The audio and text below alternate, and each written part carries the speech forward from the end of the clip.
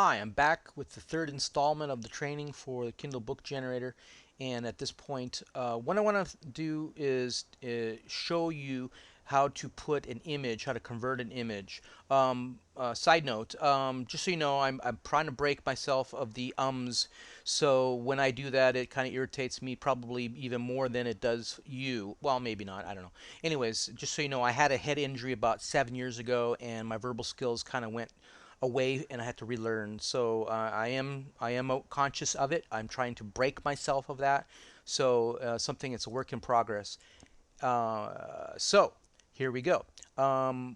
Getting images. One of the things for getting images, or one of the sites that I use is the Image Stock Exchange. And this right here, I copy it and I can go to it and do a search for either hammer or some other image. That's actually where I got the Carpenter series, which is the hammer that I use in the book cover. And then I did a search for home repair, got the measuring tape, and there's another one I did a search for, or I found was called a do it yourself painting blue. It's a kind of like a paint bucket with a roller on it, and then there was remodeling and construction in progress. And what I did was I go to it, I find the image, I save the URL, and I can go ahead and bring that in, and it gets resized automatically with the Kindle Book Generator.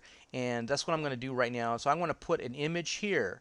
And so to do that, I need to actually pull it in and then do the conversion. And I want to make it grayscale and resized to the proper dimensions, which are very important.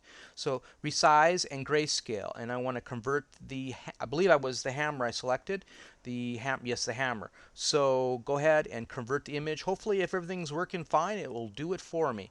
And as it's processing, it might take a little bit of time.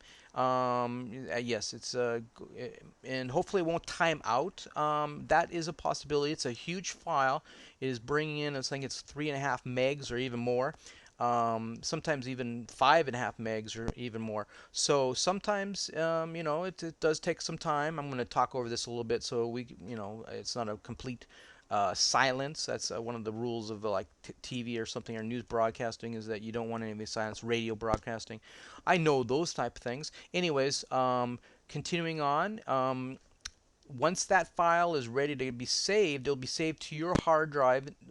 Save it to the same location that you saved everything else before you were before when you generated those other images. Actually, we're going to redo those in just a minute. Something is delayed. Maybe it's because I'm processing the video. There we go. So what obviously it automatically generates an image name, and it's already highlighted. So what I do is I copy it to the clipboard, or I can just go ahead and right click and then copy it to the clipboard, and then go ahead and save it. And it's saved out. I can click on that to view it, and it should pop up, and there you go. It's been saved. It's been resized and made into a grayscale. I'm going to go ahead and close that, but I want to paste that file name right there between those two tokens, the image begin and image end. Now, when I save the changes, this image will be brought into the Kindle correctly. So go ahead and save that. And I'm just going to go ahead and everything's good.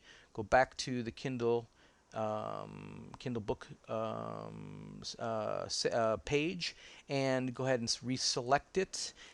Fill in the fields, and you know what? I probably didn't fill in those fields before. Apologize for that. But basically, if I did everything correctly, I would have saved all that information I had entered before. I can do that again. It's not an issue. Do it yourself. Anyways, I'll save that for the next video. Thank you very much.